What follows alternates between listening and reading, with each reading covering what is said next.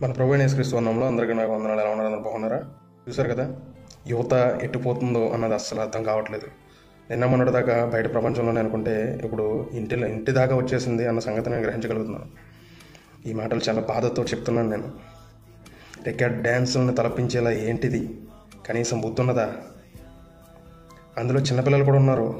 రేపటి నుంచి వాళ్ళు మీరు నేర్పించిందే జీవితంలో నేర్చుకుంటూ ఉంటూ అనేకమైన సందర్భాల్లో వాళ్ళు అదే యాటిట్యూడ్ చూపిస్తూ అదే రకమైన చిందులేస్తూ భయంకరంగా దేవునిలో ఎందుకు జీవిస్తున్నామో అన్నది కూడా తెలియకుండా జీవిస్తే దానికి బాధ్యులు ఎవరు?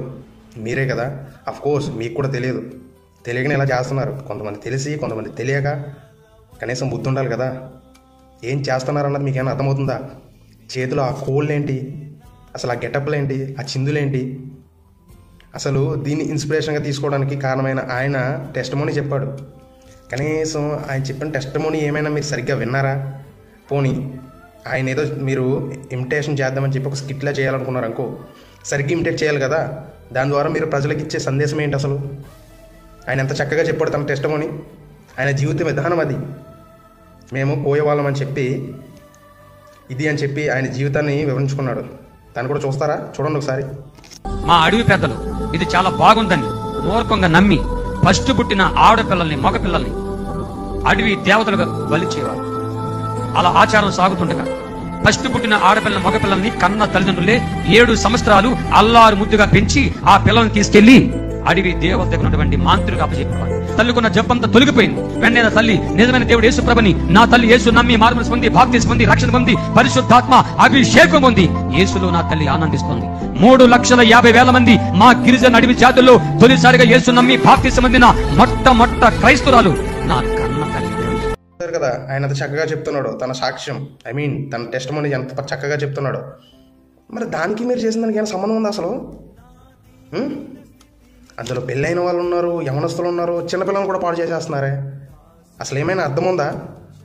విచిత్రం ఏంటంటే పక్కన పాస్టర్ గారులు పెద్దలు ఉన్నా కానీ అసలు ఎవరు ఆపిన సందర్భం కనిపించలేదు. అసలు ఏం కోరుకుంటున్నారు? క్రీస్తు జననం అని చెప్పి ఆయన మనల్ని రక్షించడానికి వచ్చాడు. మొట్టమొదటిసారిగా మనం ఆలోచించాల్సింది ఏంటంటే ఆయన చనిపోవడానికి వచ్చాడు. ఇది ఎంత మాత్రం గ్రహించరు. అందుకే మీలాంటి వాళ్ళ కోసమే దేవుడు ప్రతి చోట్ల బైబిల్లో గుచ్చి చెప్తూనే ఉన్నాడు. చూద్దామా, రోమరాసిన పత్రిక 10వ అధ్యాయము 3వ వచనంలో ఎలా అంటున్నాడు? ఏమని? ఎలాగనగా వారు దేవుని నీతి నిరుగక తమ స్వనీతిని స్థాపింపబూనుకొనుచు దేవుని నీతికి లోబడలేదు. మీరు దేవుని నీతిని ఎరగట్లేదు. అసలు భయం అంటూ లేదు, ఎరగడం అంటూ లేదు. బైబిల్లో ఏముందన్నది మీకు వద్దు. ప్రార్థన చేసుకున్నామా, చర్చలకు వెళ్ళామా, 4 చిందులు వేసామా, ఇలాంటి ఫంక్షన్లో వచ్చేసామా, అంతే. అవునా? ఇలా మీలాగా చేసే వాళ్ళ కోసం యేసుక్రీస్తు వారు కూడా ఆయన పుట్టారని చెప్పి యూత్ క్రిస్మస్, సండే స్కూల్ క్రిస్మస్లు, మైండ్ క్రిస్మస్లు, పెద్దల క్రిస్మస్లు, స్త్రీల క్రిస్మస్లు అని చెప్పి చేస్తున్నారు కదా. ఆ పుట్టిన ఆయనే ఒక మాట చెప్తున్నాడు. ఏంటో చూద్దామా? మత్తయి రాసిన సువార్త 21వ అధ్యాయం 12-13 వచనాలు చూసుకున్నట్లయితే, యేసు దేవాలయంలో ప్రవేశించి క్రయ విక్రయములు చేయి వారిని అందరిని వెళ్ళగొట్టి రోకలు మార్చు వారి బల్లలను, గువ్వల వారి లమ్మువారి పీఠములను పడద్రోసి నా మందిరము ప్రార్థనా మందిరం అనబడును అని వ్రాయబడి ఉన్నది. అయితే మీరు దానిని ఏం చేస్తున్నారంట? మీరు దానిని దొంగల గుహగా మారుస్తున్నారంట. అసలు ఏమైనా కనీసం ఎంతైనా ఆలోచిస్తున్నారా మీరు చేసే పని? దేవుని విషయమై మీ వ్యక్తిగత జీవితాలు తగలడిపోతున్నాయి, అయినా కానీ మీకు పట్టింపు లేదు. ఓకే, దాన్ని అలా పెట్టండి పక్కనే. కానీ మీరు దేవునిలోకి వచ్చి కూడా మీరు అదే రకంగా కనీసం అటెన్షన్ లేకుండా, క్రమశిక్షణ లేకుండా మీరు అసలు ఏం చేస్తున్నారు, నేటి తరాలకు మీరు ఏం నేర్పిస్తున్నారు అన్న దాని మీద ఏమన్నా అసలు కనీసం ఆలోచన చేస్తున్నారా మీరు? దేవాలయంలోకి వచ్చినప్పుడు యేసుక్రీస్తు వారు ఇలాగా క్రయ విక్రయాలు చేసి అమ్మకాలు చేసే వారినే వాటినన్నిటినీ పడద్రోసి ఇలాగ వాళ్ళ మీద కోపపడి వాళ్ళని వెళ్ళగొట్టేసి వాళ్ళ విషయమే దొంగల గుహగా మీరు చేయుచున్నారే అని చెప్పి వాళ్ళనే అంతలాగంటున్నారంటే ఒక్కసారి ఆలోచించండి. అసలు మీరు చేసే పని ఇంకెంత భయంకరమైన పని మీరు దేవుడి విషయంలో చేస్తున్నారన్నదే. దేవుడు పదే చెప్తున్నాడు. మళ్ళీ చూద్దామా? ఇంతకుముందు తెలిసిన మాటే మళ్ళీ చూద్దామా? 1 పేతురు 4వ అధ్యాయము 3వ వచనం చూడండి.